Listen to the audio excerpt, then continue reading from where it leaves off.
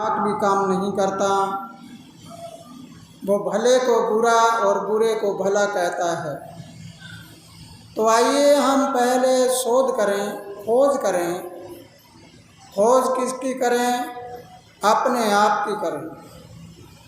अगर मैंने ये समझ लिया कि मैं कौन हूँ, मैं कहाँ से आया हूँ, कहाँ मुझे जाना है और मेरा रास्ता कौन सा है, मैं कौन से रास्ते पर जा रहा हूँ, इन बातों को अगर हमने पूरा समझ लिया तो आप वो नहीं रहोगे जो आप बने बैठे हो, तुम वो बन जाओगे जो आपका हकीकत रूप है।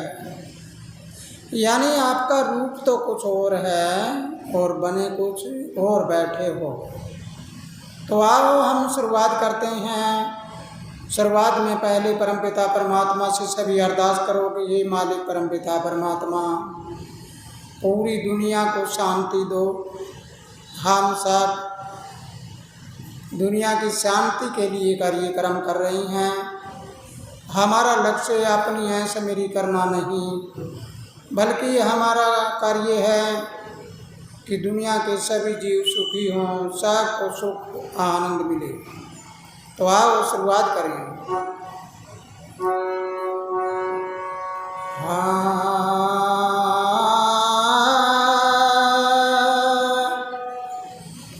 सतगुरु तो ही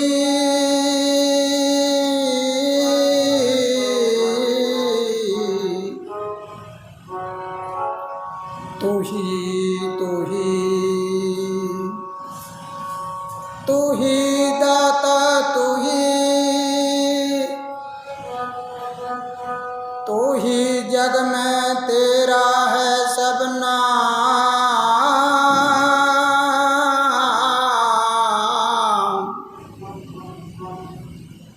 मेरे से कुछ बनने वाला है नहीं, तो ही सिद्ध करता सब काम। दाता से मधुर भाषा में कहो, हे मेरे दीन दयाल, हे मेरे शहंशाहों के शहंशाह, हे मेरे अलग, तो ही है जो कुछ है, तेरे आधार पर मैं सब कुछ करता हूँ। मेरे पल्ले कुछ नहीं, मेरे पल्ले इतना है कि मैं आपके दिए हुए को मैं अपना कह के अपने अंदर अहंकार पैदा कर लेता हूँ, सब कुछ अपना बताना शुरू कर देता हूँ, लेकिन मेरे पल्ले कुछ नहीं। अगर मैं गहराई से सोचूंगा और विचार करूंगा तो सब कुछ देने वाला तू ही है।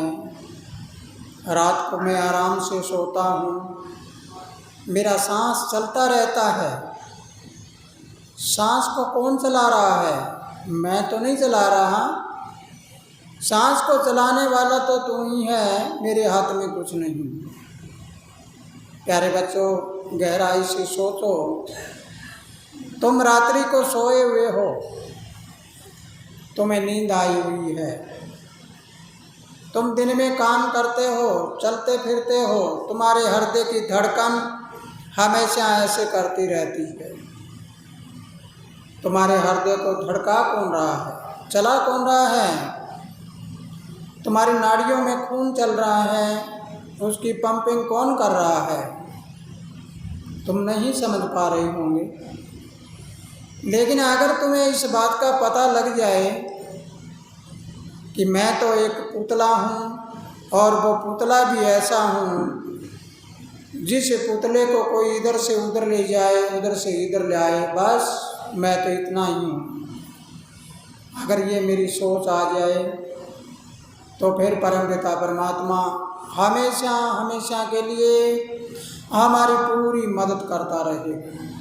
तो आइए इसे अगले चरण में देखते हैं कि हमें ज्ञान कैसे हो, कैसे माने हम कोई परमात्मा होता है या नहीं। बहुत से लोग ऐसे भी हैं दुनिया में जो कहते हैं परमात्मा नाम की कोई चीज़ होती नहीं है।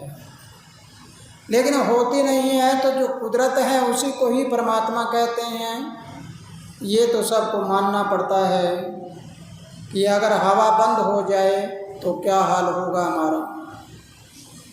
अब गर्मी है और गर्मी में पंखे भी चले हुए हैं, सारा कुछ है, लेकिन फिर भी गर्मी लग रही है। लेकिन अगर हमारे बस में हो तो हम ठंड कर लें, लेकिन हमारे बस में नहीं। वो कुदरत जो करा रही है उस कुदरत के आधार पर होता है। इसलिए दाता मैं तो कुछ जानू नहीं, दाता मैं तो कुछ जानू नहीं, ये तुम्हें कहना है। मैं हूँ अज्ञानों का अज्ञान,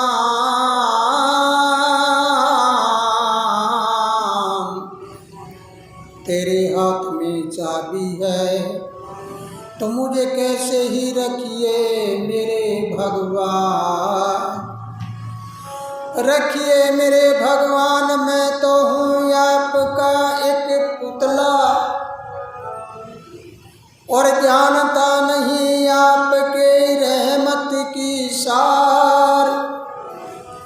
अगर तुम्हारी रहमत बरस जाए तो मुझे पता लगेगा कि कैसा है ये संसार। मैं संसार को नहीं जानता, मैं संसार की बात को मानता हूँ, संसार को जानता नहीं कि संसार मेरे साथ क्या करने वाला है। पल पल में धोखा है, हर पैर पैर में धोखा है। सब तरह से हम देखता हूँ, वहीं होता कुछ और है, बोलते कुछ और हैं, करते कुछ और हैं। ये मेरे मालिक आप इन सब जीवों पर रहमत बरसाओ। प्यारे बच्चों, अगर मेरी बात आपको समझ नहीं आती हो, आवाज़ समझ नहीं आती हो या आप समझ नहीं पाए तो तुरंत ही खड़ा होकर यहाँ संदेश देना है कि हमें आवाज़ का पता नहीं लग रहा। क्योंकि मेरा काम है आपको पढ़ाना, सिखाना, और आपका काम है मेरी हर बात को गौर से सुनना। अगर गौर से सुनोगे तो तुम बहुत कुछ प्राप्त कर लोगे। दुनिया में जाते वक्त आपका झंडा ऊपर फड़केगा। अगर नहीं सुना, मनमानी करते रहे तो आप जहाँ हो वहाँ ही रह जाओ, वरना कुछ नहीं। दाता मुझ पे दया करो, दाता मुझ पे दया करो, ताकि हो जाए मुझको अपना ज्ञान। तुम्हारी रहमत के बिना कुछ बनता नहीं, मेरी विनती सुनो भगवान। शायद तेरे दरबार में तो खिले ज्ञान के फूल।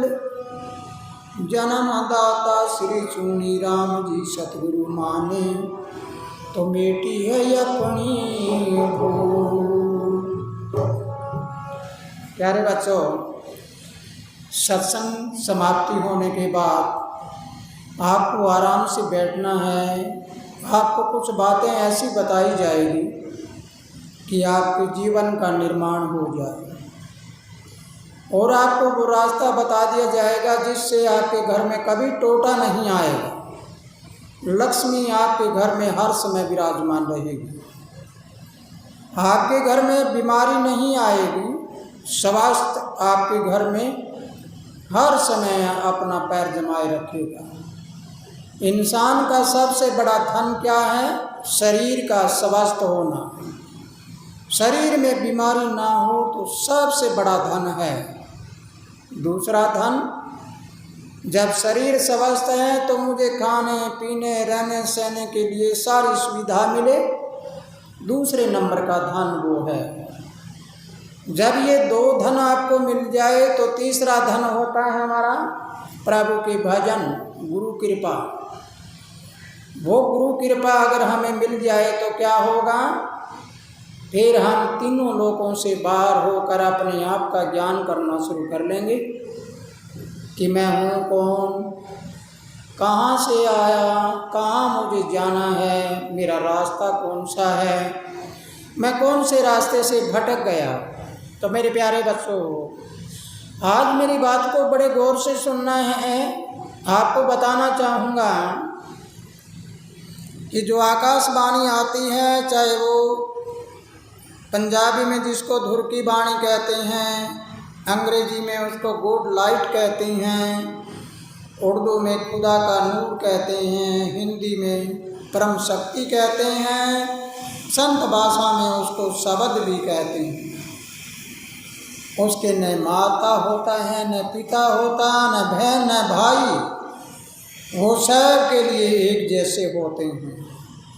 इस बात को समझना है। प्रथम गुरु जब आता है, प्रथम गुरु के साथ जुड़ी हुई वो ताकत होती है जो विश्व शक्ति है या परमात्मा की शक्ति है या कुदरत की देन है, वो पूरे संसार को अपना परिवार मानता है। जैसे मेरा परिवार ये छोटा सा परिवार नहीं है। कभी आप ये सोच लो इधर घर रहते हैं, लेकिन एक बात और बताऊंगा आपको, स्वर्ग और नरक यहीं पर है। जो संत गृहस्थ में रहकर भक्ति करते हैं उससे बड़ा कोई स्वर्ग नहीं है, जांच करके देख लो। और जो गृहस्थ में नहीं रहते, घर छोड़ के चले जाते हैं, उससे बड़ा नरक नहीं कोई, देख लो।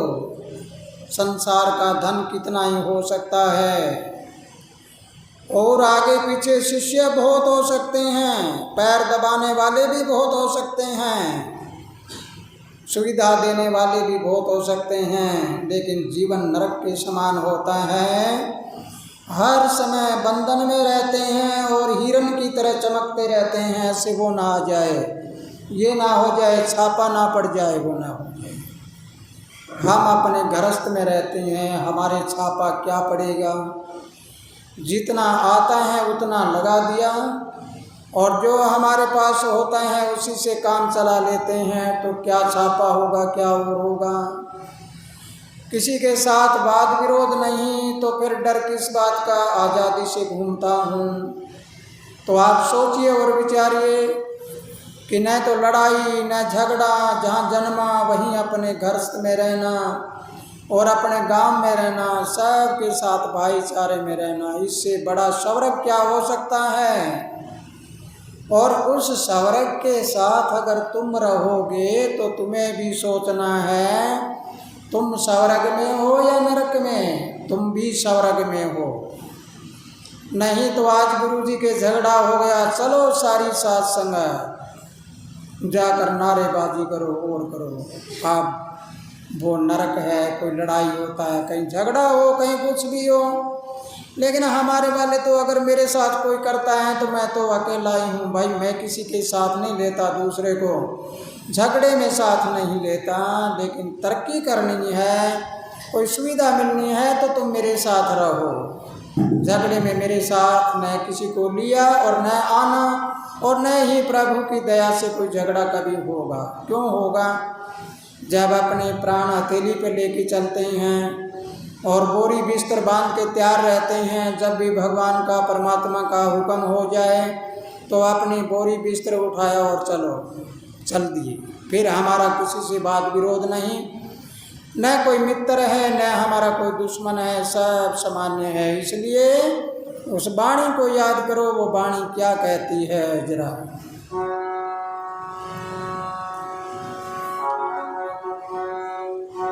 ना कोई माता पिता मेरा, ना कोई बहन भराता, ना कोई माता पिता मेरा, ना कोई बहन भराता, सब जग मेरा अपना है,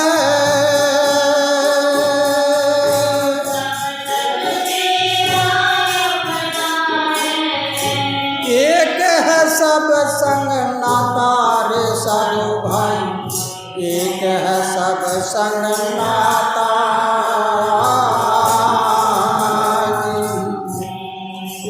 ना कोई माता पिता मेरा, ना कोई बहन,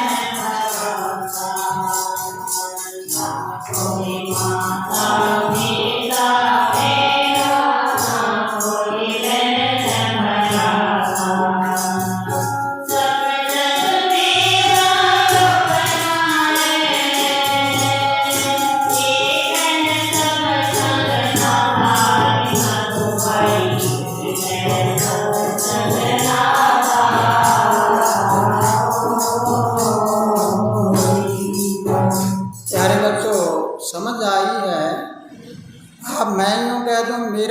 माता पिता नहीं, इस शरीर का माता पिता है। इस शरीर के साथ जुड़ा हुआ बहन भाई भी हैं, सारा कुछ है, लेकिन इस शरीर में कौन है वो जिसके माता पिता कुछ नहीं। लेकिन हकीकत में तुम्हारे भी कुछ नहीं। जब चोला छोड़कर जाएंगे उस समय क्या होगा उसके बारे में पहले से याद करना। उस समय न माता रहेगा, न पिता रहेगा, न बहन नहीं भ्राता, सबके साथ एक ही नाता हो जाएगा। कोई कहेगा या तो कहेगा ये महापुरुष की छाया है, और या कहेगा वो भूत है। अगर अच्छा काम नहीं किया तो भूत बन जाता है, तो मरने के बाद क्या कहेंगे कि वो भूत है, तो भूत का किसी के साथ कोई नाता नहीं। इसलिए सबसे बड़ा भूत दुनिया में वो परमात्मा है। और सबसे बड़े भूत को अगर मना लेते हैं, छोटे वाले भूत अपने आप साथ आ जाएंगे और एक नाता हो जाएगा हमारा। तो आगे जरा सुनिए। ना मेरे तन और ना मेरे मन है, ना है हाड और मांस। ना मेरे तन और ना मेरे मन है, ना है हाड और मांस। पावन पवित्र सोच हो जिसकी, उसमें है मेरा बास।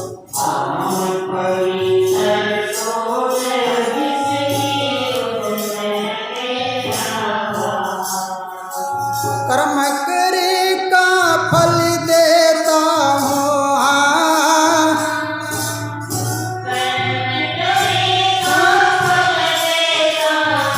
फूलता है जब खाता रे साधु भाई, फूलता है जब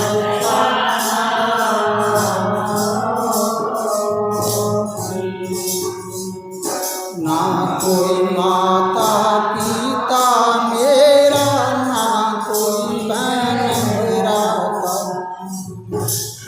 कोई माता पिता मेरा, ना कोई बहन मेरा। सब जग मेरा अपना है,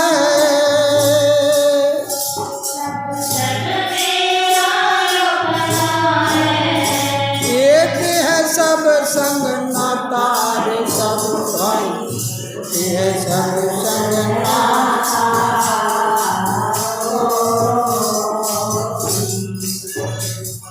प्यारे बच्चों, समझ आई है? ना हाड है, ना मांस है, और ना ही मेरे मन है, ना मेरे तन है।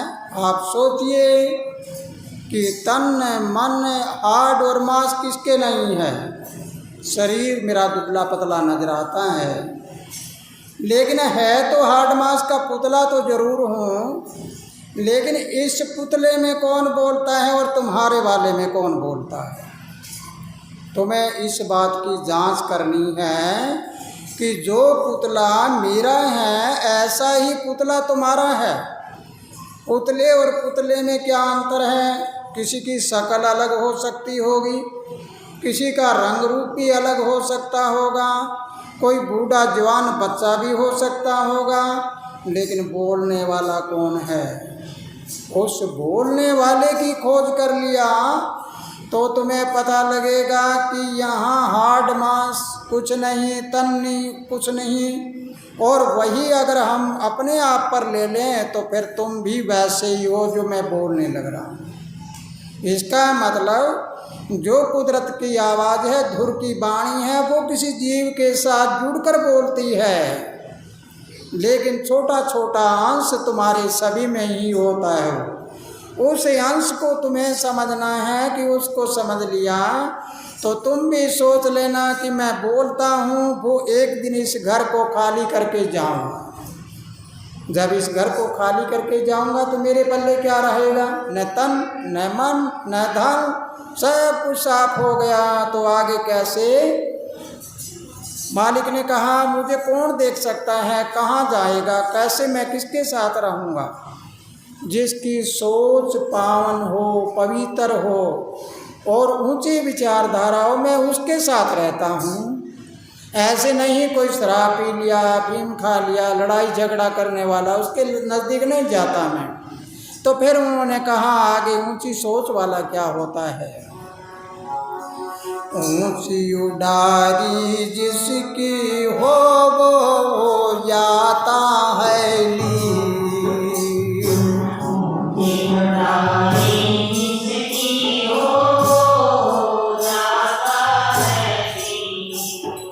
फिर सत सागर में गोते मारे जो सुंदर मैं मीनू।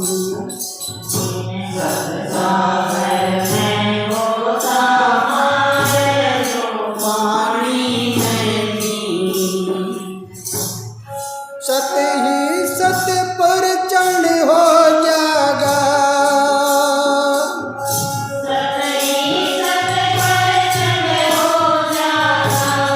सत ही बने विधाता रे सब भाई, सत ही बने विधाता।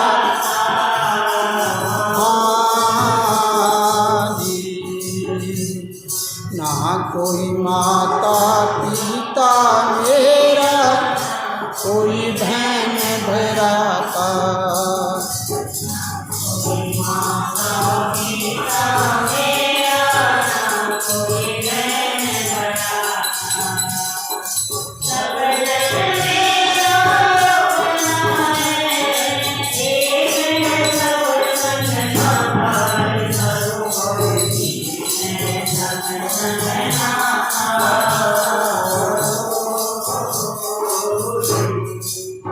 प्यारे बच्चों, ऊंची उडारी के बारे में समझना है। आप मन में सोचोगे कि उडारी ऊंची कैसे मारें, वो तो पक्षी हो तो हम उड़कर चले जाएं। अगर हमारे पास कोई जहाज हो, हेलीकॉप्टर हो और हो तो हम चले जाएं।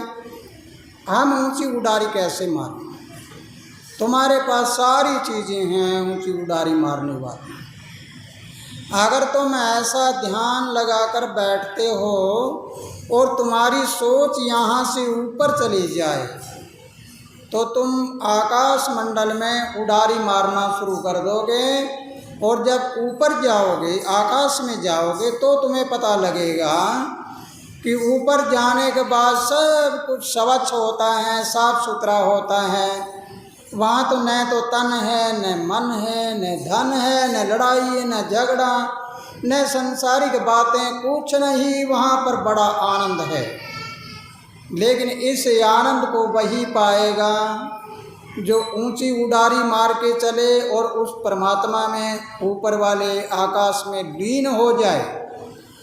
जैसे पानी में मछली रहती है, मछली को पानी से निकाल के बाहर रख दें तो क्या होता है, वो तड़प तड़प कर प्राण दे देती है। अगर हमारे अंदर ऐसी विचारधारा आ जाए कि अगर मैं परमात्मा से बिछुड़ गया तो मैं तो मछली की तरह तड़प तड़प कर प्राण दे दूंगा, मेरे पास कुछ नहीं रहेगा। ऐसा दृढ़ निश्चय हो, पक्का निश्चय हो, पक्का इरादा हो, उस जगह पर वो वाणी, वो आकाशवाणी, वो धुर की वाणी, वो गुड लाइट, वो खुदा का नूर अपने आप प्रवेश होना शुरू हो जाता है। इसलिए मेरे प्यारे बच्चों, अगर ये बात आपको पूरी समझ आई है तो कोई भागी शिष्य है वही आगे आएगा, भागी शिष्य है वही मेरी बात समझ पाएगा। नहीं तो सब कुछ पाके भी खाली रह जाता है और सब कुछ होने के बाद भी वो कहता है मेरे पास तो कुछ नहीं। अगर ऊंची उडारी मारोगे तो फिर क्या होगा, फिर वहाँ पर क्या मिलने वाला है आपका, जरा सुनो। सत ही खाना, सत ही पीना, सत का लगा बाजार।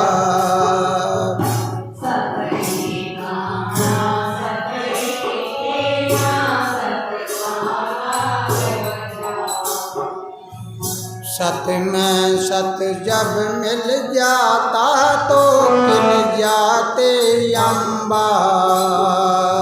सत में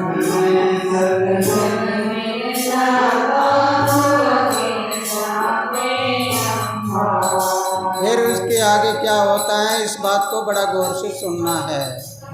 तेरे कण कण में सत्य की स्मरण हो, कण कण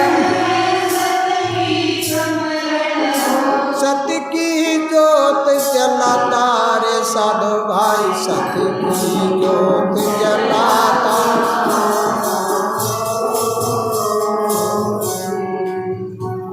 ना कोई माता पिता ना कोई बहन भ्राता, ना कोई माता पिता तेरा, ना कोई बहन भ्राता, सब जग मेरा अपना है।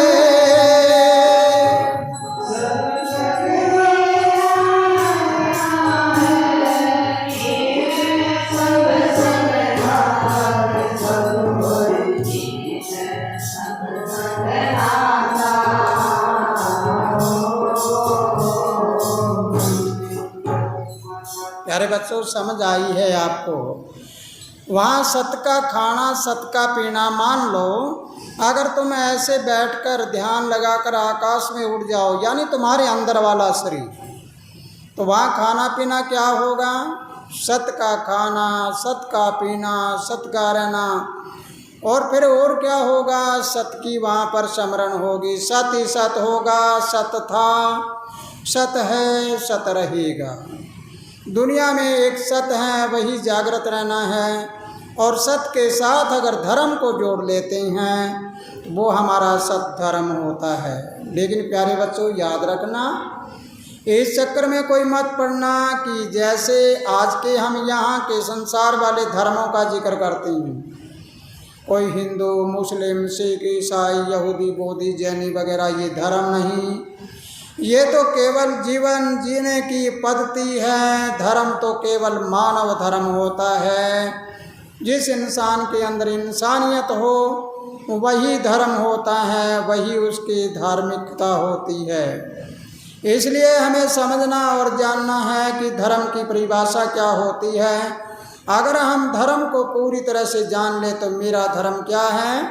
मेरा धर्म है एक इंसान दूसरे इंसान के काम आए, वो इंसान नहीं भगवान होता है।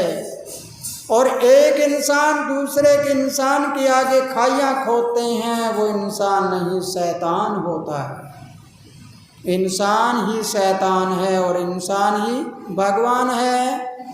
अब तुम्हें भगवान बनाने के लिए यहाँ पर प्रेरणा दी जा रही है। यहाँ पर आपको समझाया जा रहा है वो केवल भगवान बनना है।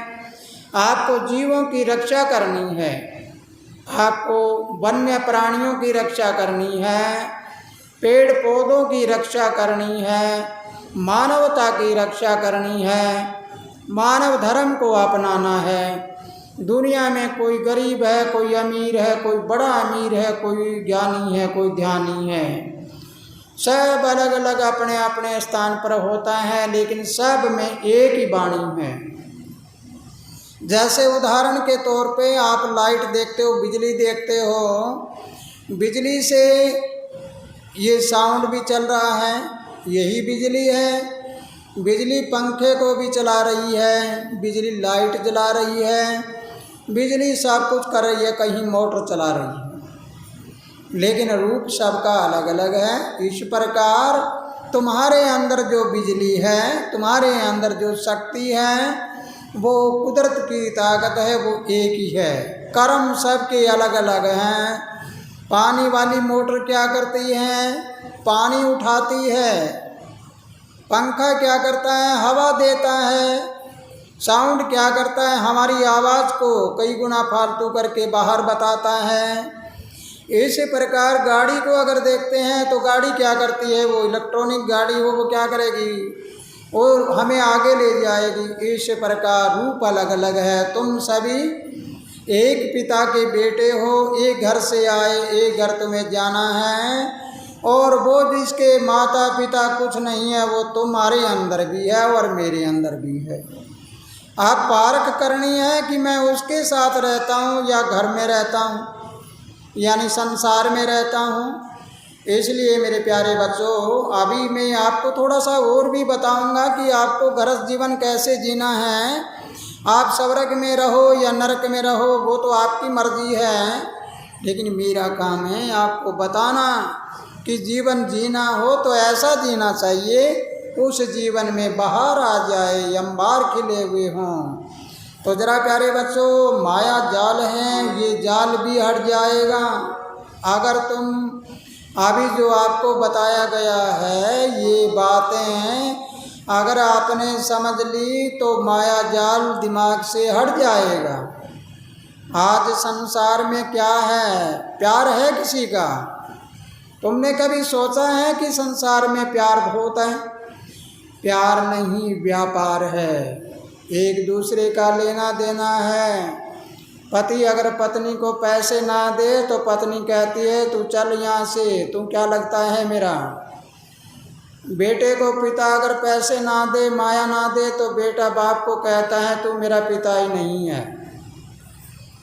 और इस प्रकार कोई भी नाते रिश्ते में आप ले लो, सब जगह ऐसा ही चल रहे हैं। अगर यहाँ गुरु गद्दी पे बैठा हूँ, सबके ऊपर एक जैसा हाथ रखता हूँ, कोई इस हाथ से करोड़ोंपति हो गए और कोई इस हाथ से नीचे भी जा रही हैं। अब नीचे जा रहे हैं, ऊपर जा रहे हैं, क्या मेरा हाथ कोई 5-4 हाथ थोड़े हैं? मैं अलग अलग रखता हूँ सब पर।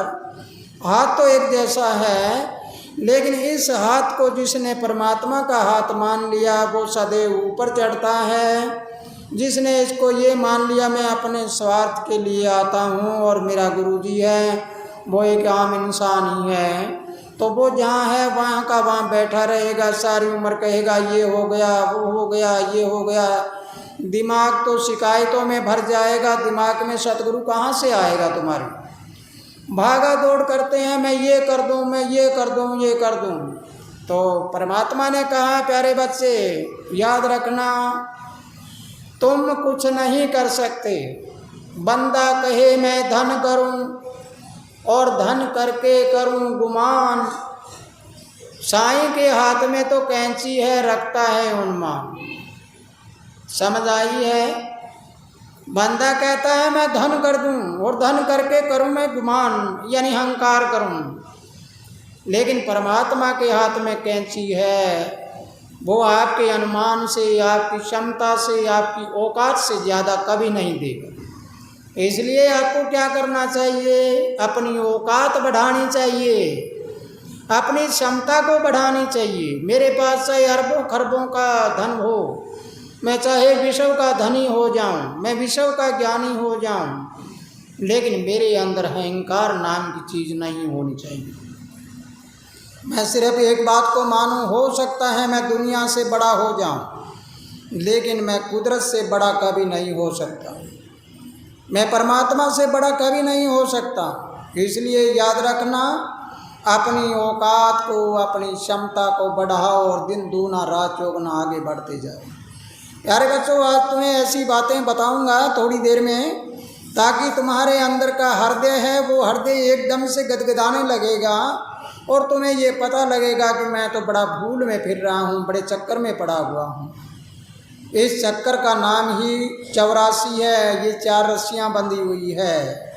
तो आइए जरा जानिए, माया जाल का जिक्र नहीं होता वहाँ पर तो कैसे हैं।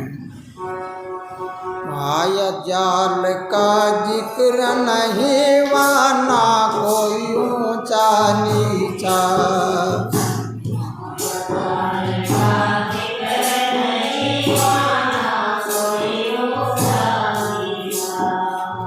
अनेकों पेड़ों पौधे है वहाँ सबका एक बगीचा।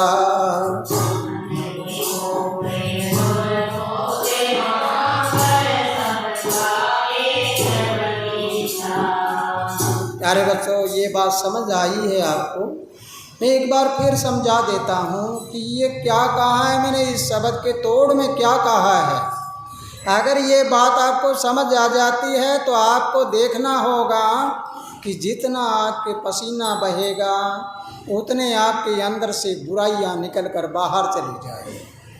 और ऐसी में बैठे रहते हैं, पसीना आने ना दे तो अंदर अंदर बीमारियां हैं, वो अंदर अंदर अपनी जगह बना लेगी। इसलिए हमें क्या करना चाहिए, पहले ये सोचना है कि जब मैं ऊंची उड़ारी मारूंगा तो वहाँ पर माया जाल का जिक्र नहीं होगा और ना ही कोई ऊंचा नीचा। यूँ नहीं कहेगा ये नीचा मेरे से, ये मेरे से ऊंचा है, ये वो है, शिकायतें नहीं होगी दिमाग में, ये चली जाएगी। और फिर हमें ये पता लगेगा कि अनेकों पेड़ और पौधे हैं, पेड़ पौधे अनेकों लगे हुए हैं, लेकिन बगीचा एक ही है, चार दीवारी एक ही है उसकी, उसका एरिया है, उसका क्षेत्र है, वो सारा का सारा एक है।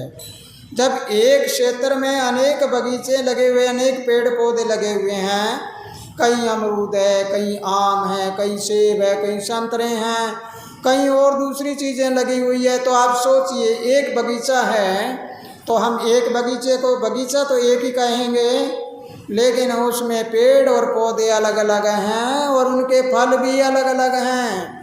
इसलिए तुम सभी कौन हो, तुम सभी एक ही बगीचे के पेड़ पौधे हो। कोई छोटा पौधा है और कोई बड़ा है, कोई बड़ा पेड़ है, तो तुम बड़े पेड़ बन जाओगे तो सैकड़ों सालों तक रहोगे, और छोटे वाले पौधे बनोगे तो कोई साल में, 2 साल में, 4 साल वाले बन जाओगे। अगर तुम उससे छोटे छोटे अगर घास फूस वाले बनोगे, जैसे छोटी छोटी बेलें लगाते हैं, वो रहोगे तो फिर 2-4 महीने में ही चले जाओगे। कहने का भावार्थ मेरा ये है कि सारे एक बगीचा है, तुम अपने आप को बड़ा वाला पेड़ बना लो।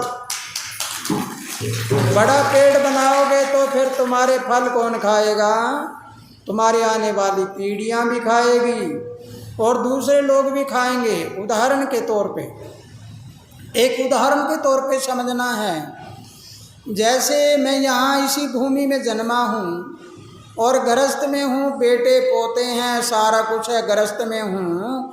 आप सोचिए मेरा बगीचा है, मेरे बगीचे में मेरे बेटे पोते हैं, वो हैं या तुम सब लोग हो? मेरे बगीचे में पूरे संसार के लोग हैं। ये तो मेरा एक छोटा सा अलग से एक ही छोटी सी जगह है जहाँ मैं रहता हूँ। मेरे चारों तरफ वो गमले लगे हुए हैं, गमलों में जो छोटे छोटे वो पौधे लगाए हुए होते हैं वैसे हैं, लेकिन इनमें से कोई बड़ा पेड़ भी बन सकता है और तुम्हारे में से भी कोई बड़ा पेड़ बन सकता है। इसलिए बगीचा एक है, उस बगीचे में मैं तुम्हारी रखवाली करने के लिए रह रहा हूँ। एक छोटा सा कमरा बना हुआ है, उसमें रह रहा हूँ, तो मेरे कमरे के चारों तरफ थोड़े थोड़े पौधे लगे हुए हैं, वो मेरा ये गृहस्थ वाला परिवार है। अगर ये बात तुम अपने घर तक सीमित रखो, तुम भी ऐसा समझ लो कि जैसे हमें बताया गया मैं भी गृहस्थ में ऐसे रहूं, तो 60 वर्ष की उम्र के बाद अपना वानप्रस्थ हो जाना, चक्कर में मत पड़ना। अगर संसारिक इंसान होगे तो 60 वर्ष की उम्र के बाद हाय हाय हाय हाय हाय हाय करने लग जाओगे। अगर तुम ज्ञानी ध्यानी बन के रहोगे तो 60 वर्ष की उम्र के बाद आपका ज्ञान बढ़ता जाएगा और अंत समय आएगा जब कहोगे अच्छा भाई सत्साय में चला, इतनी अच्छी मृत्यु होती है। और नहीं तो कई दिनों तक अस्पतालों में पड़ा रहना, आईसीयू में पड़ा रहना, और ये सी नरक हो जाता है। इसलिए प्यारे बच्चों, इस बात को सुनना है और माया जाल को दिमाग से निकाल कर फेंक दो बाहर। सब कुछ तुम्हारे हाथ में है, यानी तुम्हारे घर में किसी प्रकार की कमी नहीं रहेगी, ये पक्की बात है। लेकिन ये पक्की बात जब होगी जब तुम कहे हुए पर चलोगे। तो जरा सुनिए, माया जाल का जिक्र नहीं वाना कोई ऊंचा नीचा, माया जाल का जिक्र नहीं वाना कोई ऊंचा नीचा। अनेकों पेड़ पौधे हैं वहाँ एक है सबका बगीचा,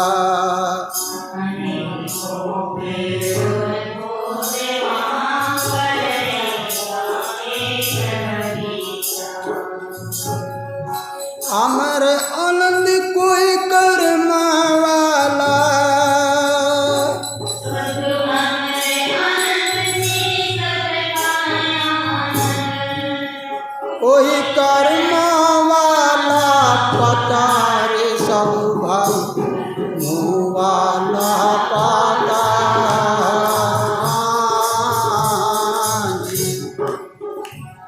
ना कोई माता पिता मेरा, ना कोई बहन भराता,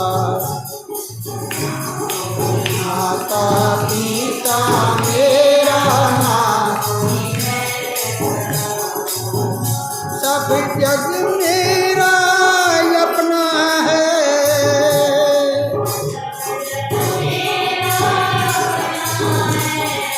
एक है सब संग न सारे, सब भाई एक है नाता।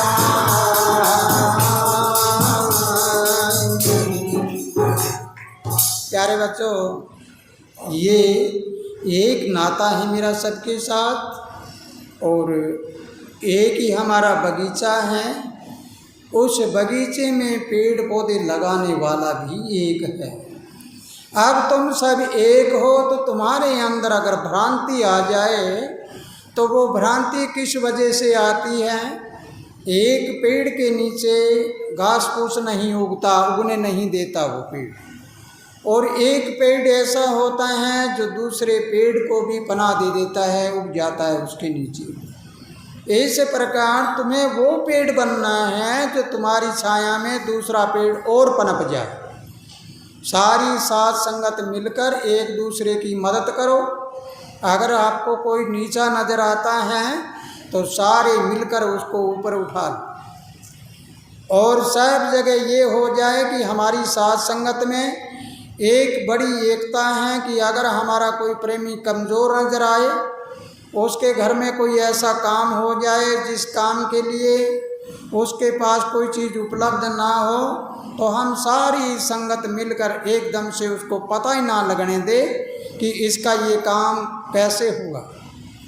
अगर ये सजगता आप में आ जाए तो फिर तुम्हारे अंदर वो ताकत आ जाएगी जो दीन दयाल वाली, जो परमात्मा वाली ताकत है।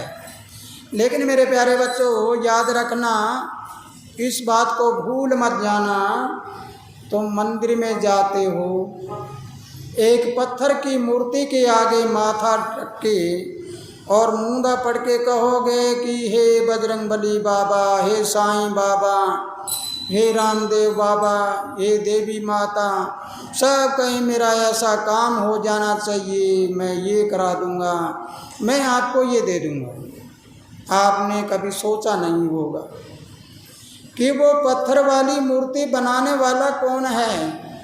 बनाने वाला तो तुम आप हो। हमारे यहाँ एक मूर्तिकार, एक प्रेमी है दरिया सिंह नाम का, जो मूर्ति बनाता है, ये मूर्तियाँ बनाता है, लेकिन मूर्ति बनाई हुई मूर्तियाँ हैं वो इसकी अमीर है, और ये उससे कम धनवान है। ये धनवान नहीं है इतना, लेकिन वो मूर्ति बड़ी धनवान है।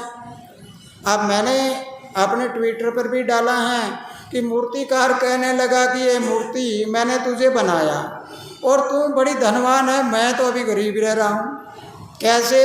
वो मूर्ति बना के इसने सिर पे हाथ भी फेरा, उसको ऐसे चारों तरफ से उसको छोल कर और कर सभी तरह से उसकी शक्ल भी बनाई, सारा कुछ बना के इसने तैयार कर दिया और मंदिर में स्थापना कर दी। उसके बाद में लोग माथा टेकने लगे।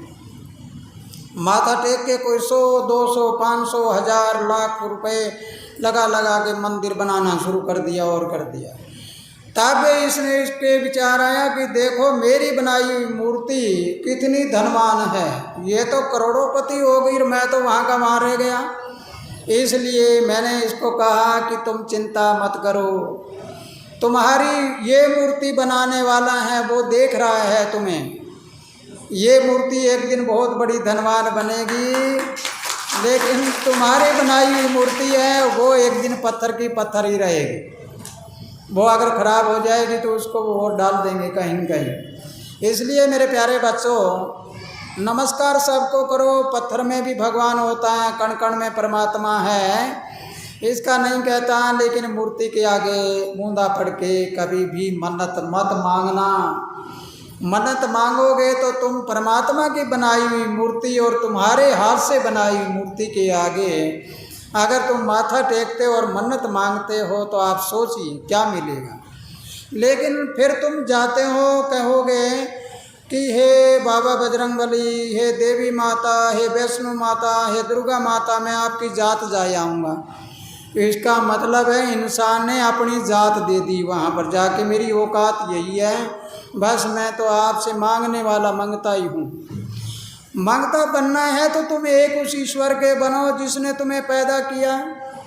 तुम चाहे कितने बीमार हो जाओ, कितना कुछ और हो जाए, और तुम कह दो देवी माता तुम ठीक कर दो, लेकिन वो देवी नहीं, वो देवी तुम्हारे अंदर है ठीक करने वाली, वो कुदरत की ताकत तुम्हारे अंदर है।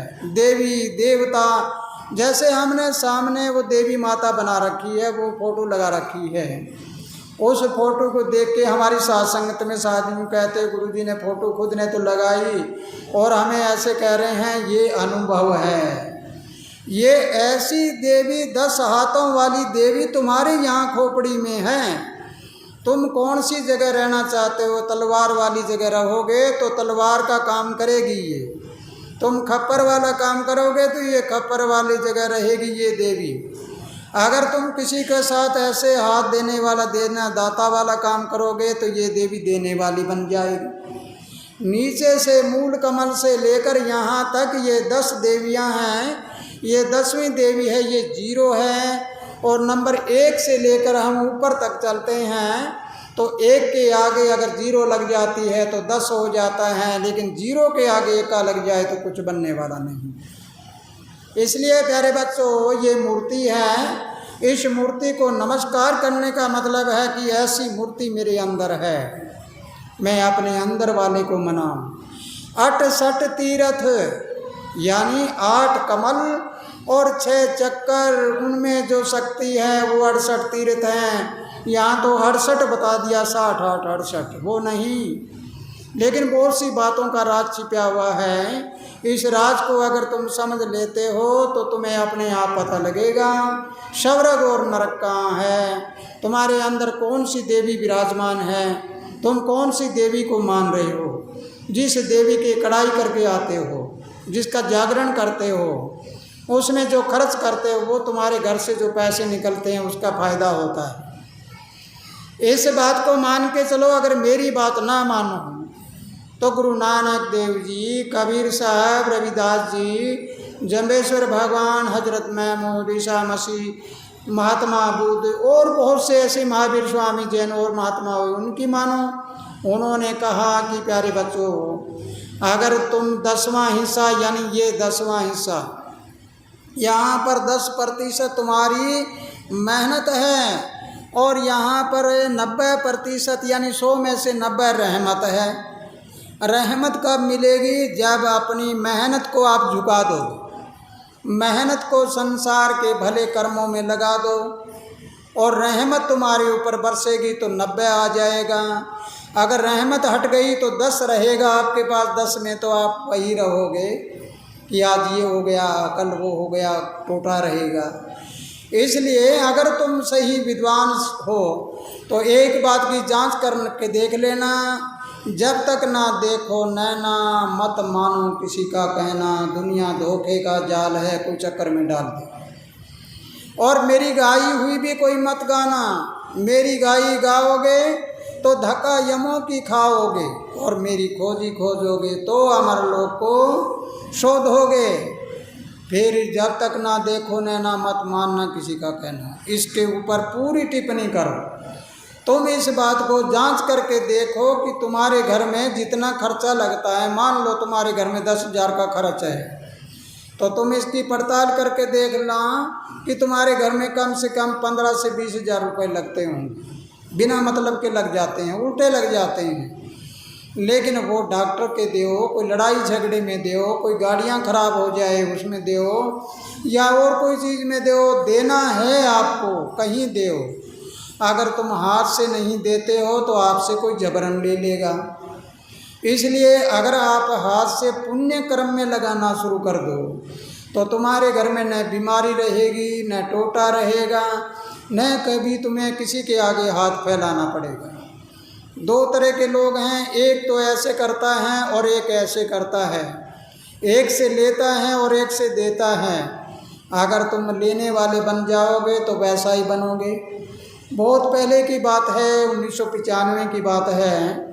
एक प्रेमी ने लाकर मुझे एक चादर दी, ओढ़ने वाली चादर सर्दियों में। वो चादर लेकर मैंने ऐसे रख दिया, मैं ऐसे ही बैठा करता था सीधा नीचे। तो एक प्रेमी ऐसा आया कि वो चादर ले गए। तो उन्होंने कहा जी मैंने चादर दी, वो ले गया। मैंने कहा भाई तुम ऐसे रहो, तुम भी ऐसे रहो। एक प्रेमी मेरे जूतियाँ ला कर दी, तो मैंने वो जूती पहन के खोली और वो जूती दूसरा उठा कर ले गया। तो मैंने कहा भाई तुम चिंता मत करो, ये ऐसा रहेगा, तुम ऐसा रहोगे। वो प्रेमी जो ला के देने वाले थे वो आज भी ला के देने वाले ही हैं, और जो उठा कर ले जाने वाले थे वो बिल्कुल नीचे जा चुके हैं। इसका मतलब समझ आया है आपको? देने वाला बड़ा होता है, लेने वाला बड़ा नहीं होता कभी भी। इसलिए याद रखना, हम किसी की जूतियाँ भी उठा ले जाएं मान लो, तो हम जूतियाँ ही उठाने जोगे बन गए ना। हमारी औकात उतनी हो गई। तो औकात अगर हमारी बड़ी हो जाए तो हम यहाँ पर जूतियों की लाइन लगा दे, भाई किसी के पास ना हो तो वो ले जाएं, फिर देखो कितना बड़ा आनंद आता है। तो इसलिए प्यारी साथ संगत, इस बात को समझना है कि स्वर्ग और नरक दोनों तुम्हारे जिंदा जी है। संत महात्मा कई कहते हैं आकाश में है स्वर्ग। आकाश में स्वर्ग कहाँ से आ गए? यहाँ है स्वर्ग रहने में। स्वर्ग तुम्हारे घर में है,